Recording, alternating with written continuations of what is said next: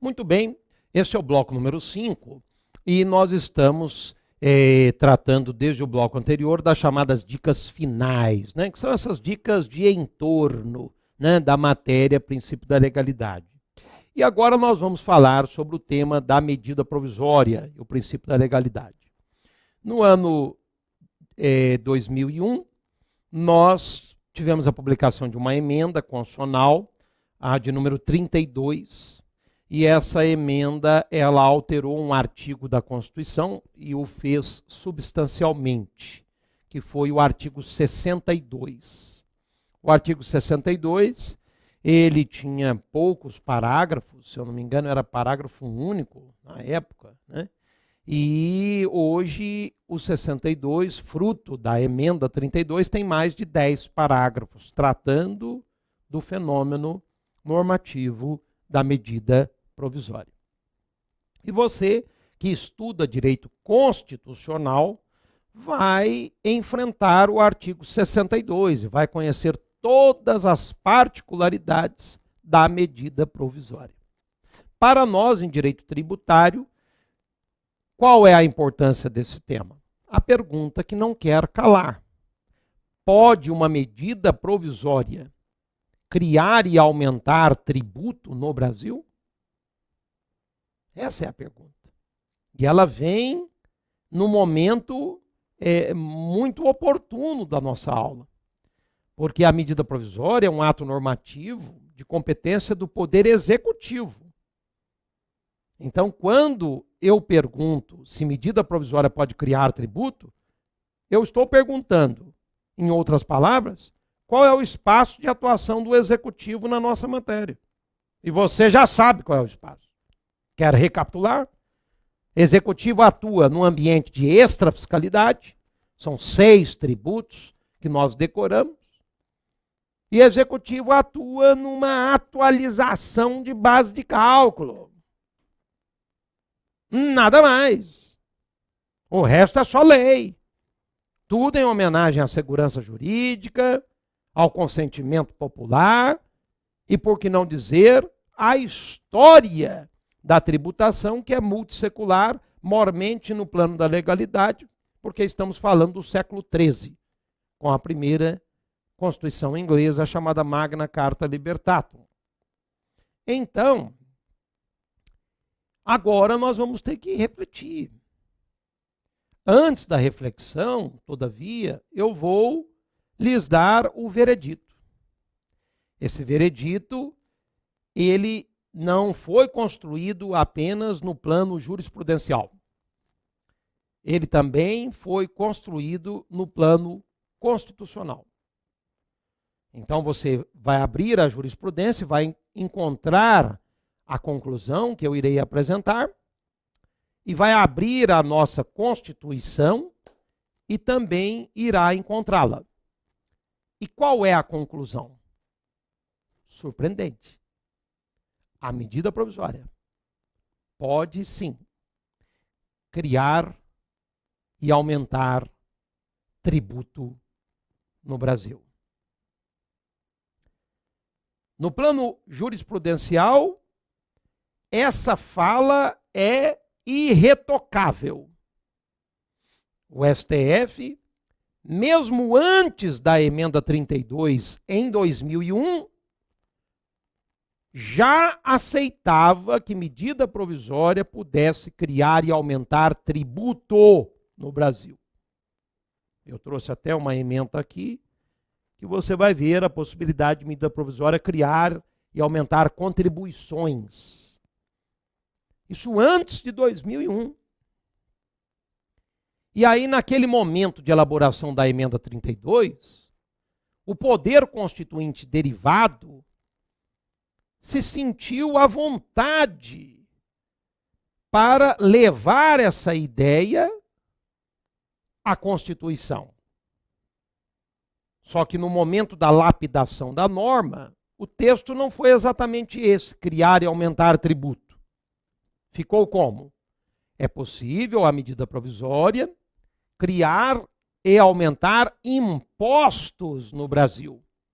Artigo 62, parágrafo 2º da Constituição. Então, o que nós temos? Nós temos o seguinte, que a medida provisória, no plano constitucional, é um instrumento hábil a criar e aumentar impostos. Mas, no plano jurisprudencial, a medida provisória é um instrumento hábil a criar e aumentar tributos. Mas, professor, para a primeira aula, qual a distinção entre impostos e tributos? Você vai ter todo o detalhamento do sistema tributário e vai ver que tributo é uma expressão genérica. E nós temos 5 tributos brasileiros. Temos os impostos, temos as taxas, temos as contribuições de melhoria, temos os empréstimos compulsórios e as contribuições.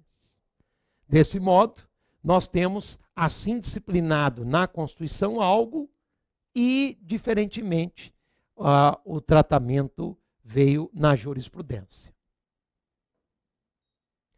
Veja aqui a emenda 32 de 2001 e o princípio da legalidade, como está o disciplinamento na Constituição.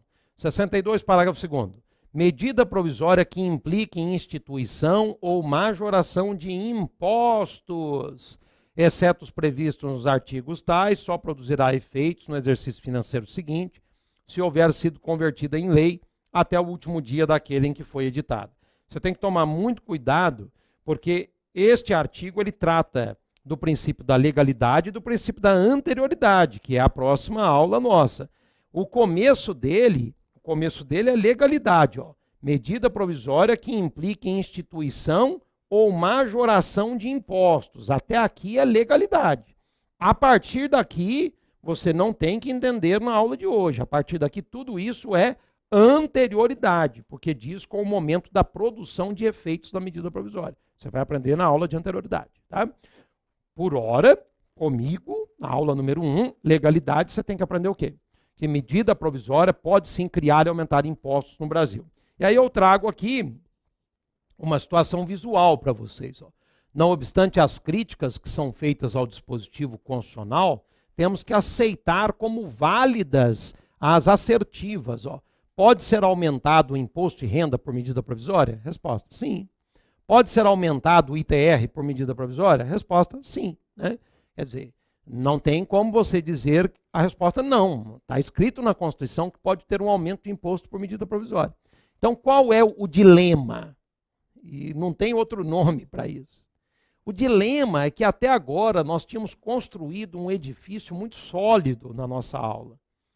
Você aprendeu direitinho a legalidade de que modo? O que vale é a lei na seara tributária. Executivo tem uma atuação muito restrita no plano da extrafiscalidade, que são aqueles 6 tributos, plenamente justificável. E no plano da atualização da base de cálculo, também aceitável, justificável. Agora, quando nós encontramos uma previsão na Constituição, segundo a qual a medida provisória pode criar e aumentar um imposto, nós vamos fazer ruir toda a lógica construída até agora. Então você já está percebendo o meu posicionamento crítico com relação a isso, e ele não é isolado e não foi isolado, porque o tema já tem uma certa idade. Como a emenda veio em 2001, nós tivemos, nos anos que se sucederam, né, a emenda, candentes discussões sobre essa previsão na emenda 32. Como assim medida provisória criando e aumentando impostos? Isso viola o princípio da legalidade. Isso coloca em xeque a segurança jurídica. Isso dá um poder ao Poder Executivo que foi discutido no século XIII como algo que deveria ser revisto, e o foi. Então o Executivo só pode atuar naquelas searas, que já sabemos. Como assim Executivo se valer de uma medida provisória para criar e aumentar impostos? Então, assim, eu diria que hoje, né, o tema ele não é algo que possa ser investigado com um toque de atualidade. Essas críticas já são antigas, né? Hoje nós já temos um comportamento mais assim, complacente com relação à matéria, né? É quase um comportamento de resignação. Não há muito o que fazer. Medida provisória pode sim criar e aumentar impostos no Brasil. Então você tem que somar essa aprendizagem extra, não é, a tudo aquilo que foi construído com muita consistência desde o início da aula. Tá? E os defensores da medida provisória dizem, não, tem que parar com esse mimimi, com esse chororô, porque a medida provisória, como se sabe, ela deverá ser convertida em lei num prazo de 60 dias, prorrogáveis por mais 60. Então a lei trará a indumentária de legalidade, revestindo aquela norma de segurança jurídica. Então, assim, não é um problema a medida provisória criar e aumentar impostos, porque ela deverá ser convalidada na lei. Então, agora o contra-ataque. Achamos que o argumento, embora, né, sedutor, ele carece de consistência, né?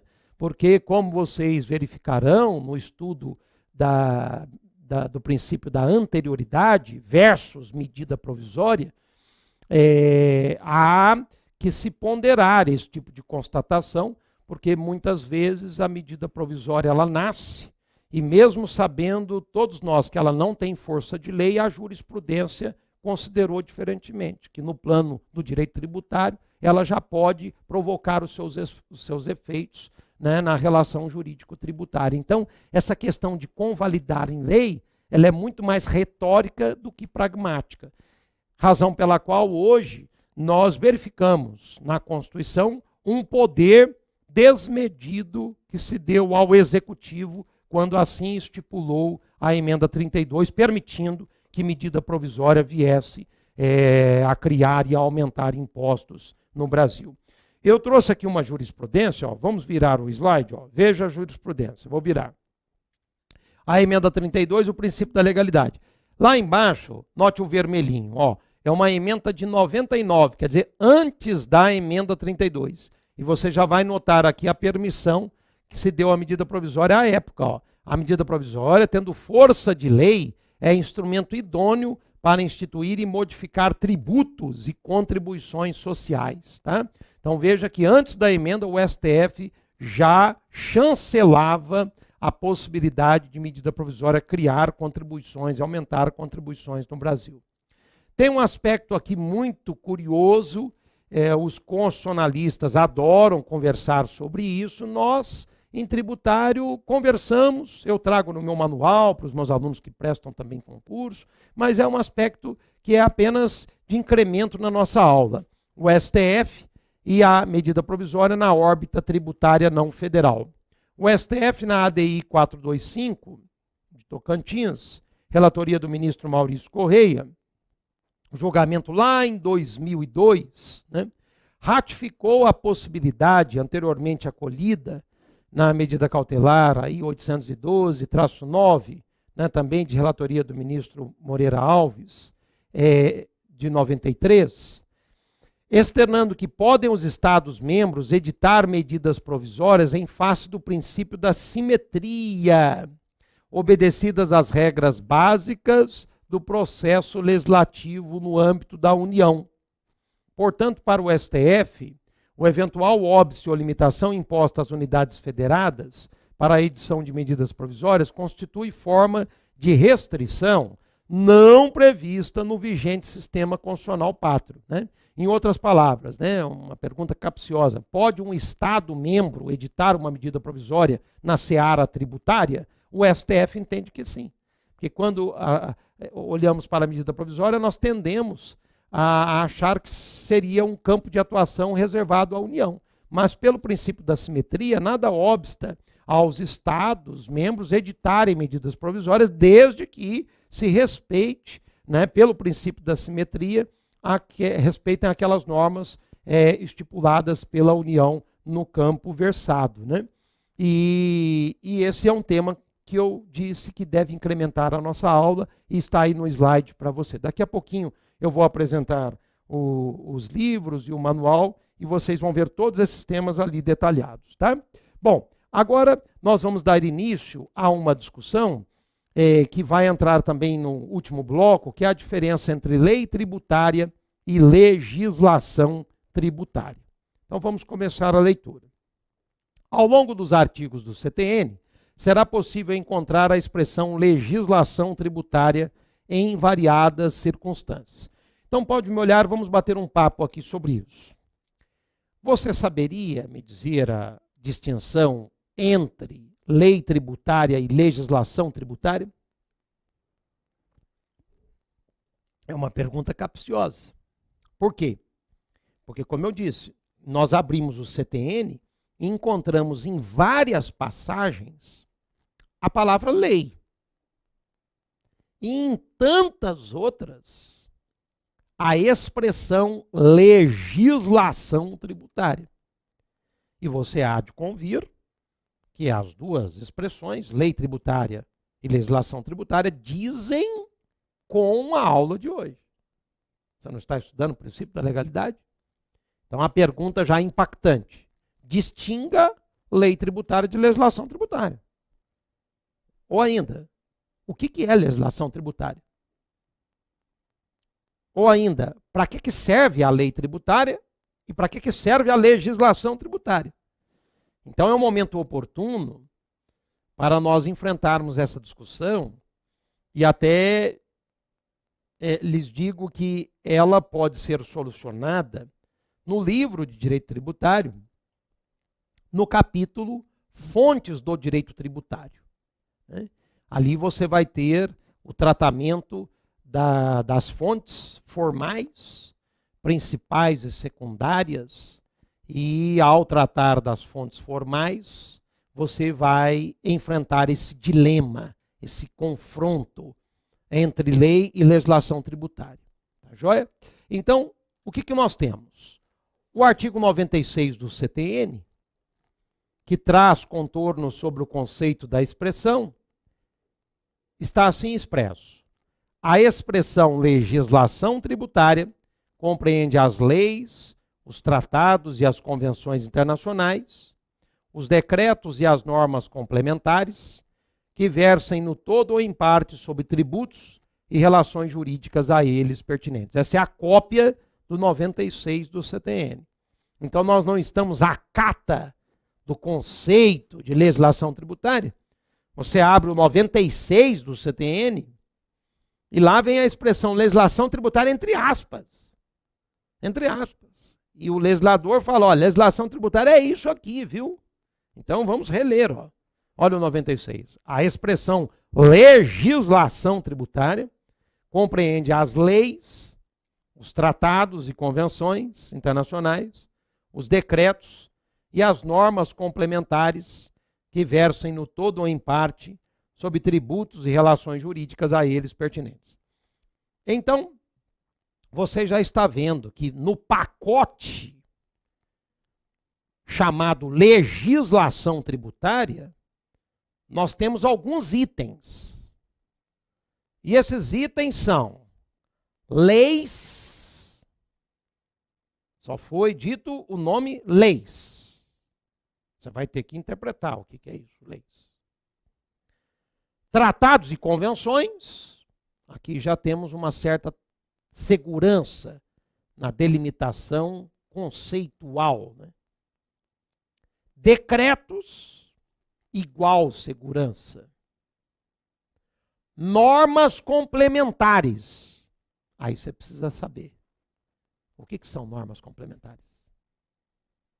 Não vá me dizer que são leis complementares, nota 0.